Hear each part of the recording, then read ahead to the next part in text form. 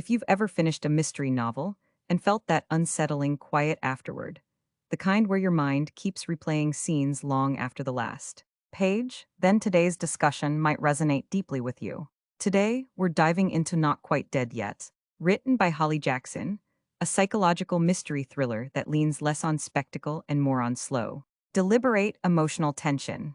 This is not a story that rushes to shock you.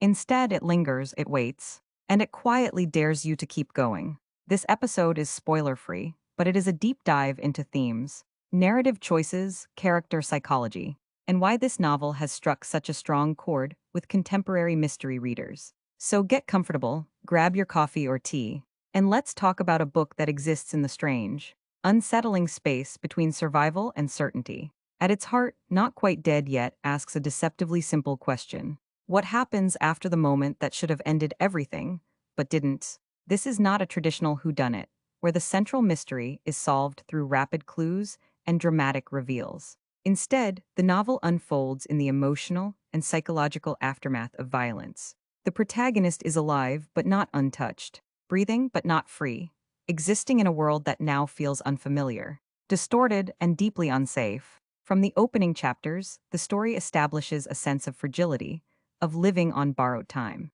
There's a constant tension between what is known, what is remembered, and what may never fully be understood. And that tension becomes the engine that drives the narrative forward. This approach places the novel firmly in the space of psychological suspense, slow burn mystery, and character-driven thrillers, genres that have increasingly defined modern mystery fiction. One of the most striking strengths of this book is how much it trusts its audience. The narrative doesn't over-explain.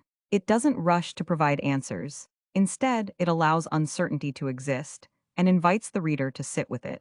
There's an intentional discomfort woven into the storytelling. Asterisk memory feels unreliable. Asterisk truth feels fragmented. Asterisk safety feels temporary. And that sense of instability mirrors the protagonist's internal world. Rather than relying on constant plot twists, the novel builds suspense through emotional stakes, quiet dread, and psychological realism. This makes the tension feel personal rather than performative. You're not just trying to solve a mystery, you're trying to understand a person who is trying to understand themselves. For readers who enjoy mind-bending thrillers, introspective mysteries, and emotionally layered crime fiction, this storytelling style feels deeply rewarding. The pacing of Not Quite Dead Yet deserves special mention. This is a novel that understands timing. Moments of stillness are just as important as moments of revelation. Silence is used as a narrative tool, so is restraint. Instead of overwhelming the reader with action, the story unfolds through asterisk internal reflection, asterisk carefully placed conversations, asterisk subtle shifts in perception. Each chapter adds pressure, not through chaos but through accumulation. And because the story is so tightly controlled, even small details feel significant. A line of dialogue, a memory resurfacing, a hesitation that lingers too long.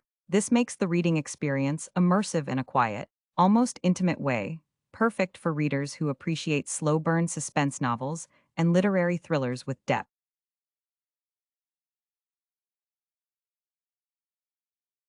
What truly sets this book apart is its handling of trauma.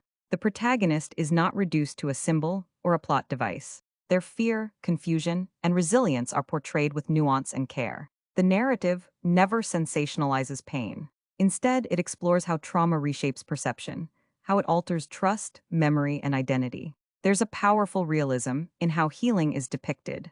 It's not linear, it's not tidy, it doesn't arrive all at once. This emotional honesty is one of the reasons the story feels grounded.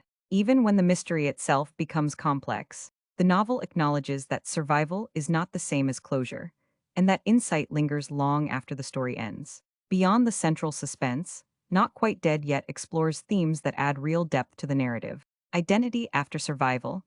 Who are you when the version of yourself from before no longer exists? Reliability of memory. How much of what we remember is shaped by fear, shock, or denial? Control versus vulnerability. Can safety ever truly be reclaimed? Or is it something we renegotiate every day? These themes are woven organically into the story, never feeling heavy-handed. They enhance the mystery rather than distracting from it. This layered approach is why the novel appeals not only to thriller fans, but also to readers who enjoy thought-provoking fiction, modern crime novels, and emotionally intelligent storytelling. There's something particularly timely about this novel. In an era where audiences gravitate toward stories that explore resilience, psychological depth, and moral complexity, Not Quite Dead Yet fits seamlessly into the current landscape of best-selling mystery and thriller books. It speaks to readers seeking authenticity over shock value, listeners who enjoy slow, reflective storytelling, audiences drawn to character-first narratives. It's the kind of book that sparks discussion, not just about the mystery itself, but about how we define survival, strength, and truth. Not Quite Dead Yet is not a book you race through and forget. It's the kind of psychological mystery thriller that stays with you, quietly, persistently, long after the final chapter. It doesn't rely on spectacle. It relies on emotional truth, narrative control, and deep understanding of the human psyche. If you're drawn to intelligent thrillers, character-driven mysteries, and slow-burn suspense novels that value atmosphere and introspection, this story is well worth your time. And if you enjoy mysteries that ask you to feel as much as they ask you to think, this one might just stay with you longer than you expect. If you enjoyed this deep dive, don't forget to subscribe for more long-form book discussions, psychological thrillers, and thoughtful literary conversations. Until next time, happy reading and take care of yourselves.